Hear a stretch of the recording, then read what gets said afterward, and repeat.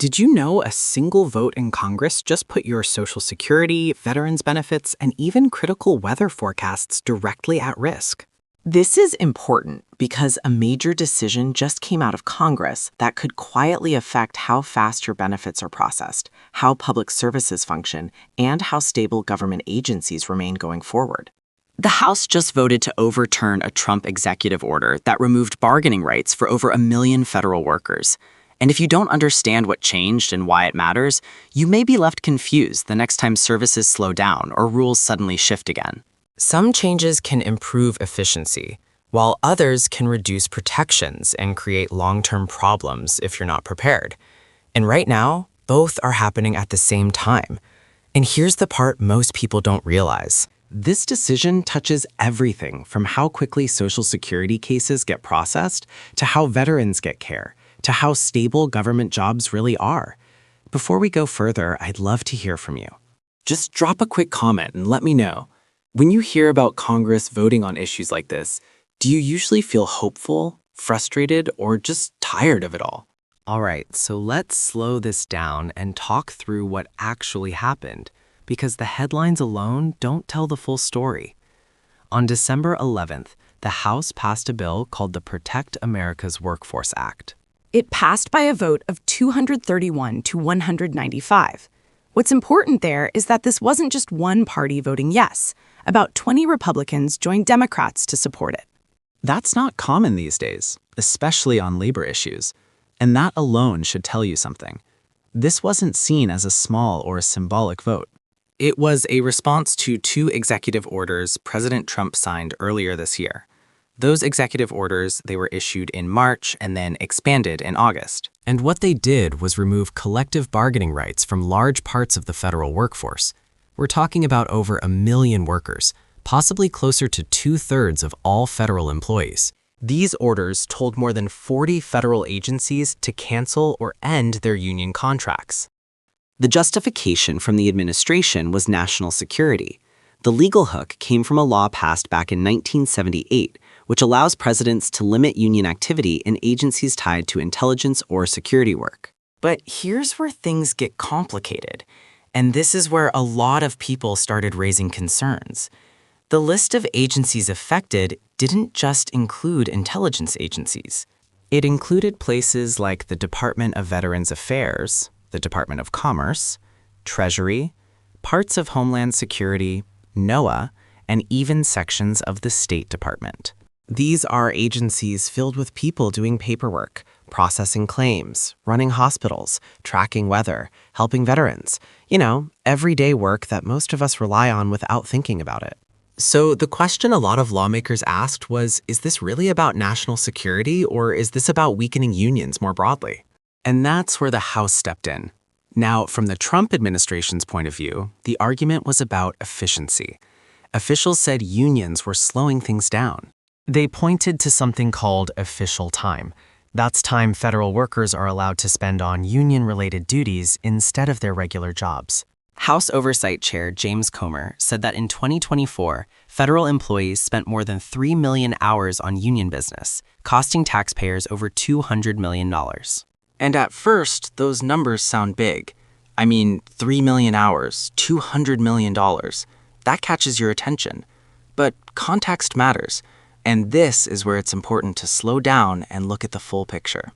Those 3 million hours represent less than 1/10 of 1% of all federal work hours in a year. And that $200 million, that's about 3/1000th of 1% of total federal discretionary spending. So yeah, it's money, but it's not the kind of number that usually drives massive policy shifts, unless there's something else going on. Supporters of the House bill argued that collective bargaining isn't about blocking reforms. It's about having a structured way for workers to raise concerns, fix problems early, and avoid chaos. And remember, federal unions can't negotiate pay or benefits, and they can't strike. What they mostly negotiate are working conditions, schedules, safety rules, and grievance processes, things that affect morale and turnover more than budgets. And speaking of turnover, that's where some lawmakers started pointing to history. One congressman, Mark Pocan from Wisconsin, brought up what happened in his state back in 2011 when collective bargaining rights for public employees were sharply reduced. What followed was a mass exit of experienced workers. In education alone, applications dropped dramatically. Services suffered, and once that experience and institutional knowledge walks out the door, it's hard to replace. So the concern here wasn't just about fairness to workers. It was about whether the government can function well if people feel demoralized, unstable, or constantly under threat of sudden policy changes. Another interesting part of this story is how federal workers themselves reacted, and this is something you don't always see in traditional coverage. Online forums and comment sections lit up after the House vote. Some workers were relieved, genuinely relieved, just to see Congress push back at all. For them, this bill wasn't about politics. It was about respect and stability, a signal that someone noticed what was happening. But at the same time, there was a lot of skepticism. Many workers immediately said, okay, but the president will veto it. And they're probably right. President Trump has made it very clear that he sees these executive orders as necessary, and unless 2/3 of both the House and the Senate vote to override a veto, which is extremely unlikely, the bill may not become law. So you end up with this strange mix of hope and resignation. People are glad the House acted, but they don't expect it to last. And that emotional whiplash, it shows up over and over again in federal service right now. What's more, many workers tied this fight to bigger, longer-term plans. Some mention Project 2025, a broad conservative blueprint for reshaping the federal government. Whether you agree with it or not, the fact that workers are talking about it tells you something. They feel like their jobs, their protections, and even the structure of their careers are constantly being reconsidered at the highest levels. And then there's shutdown fatigue. You see this a lot.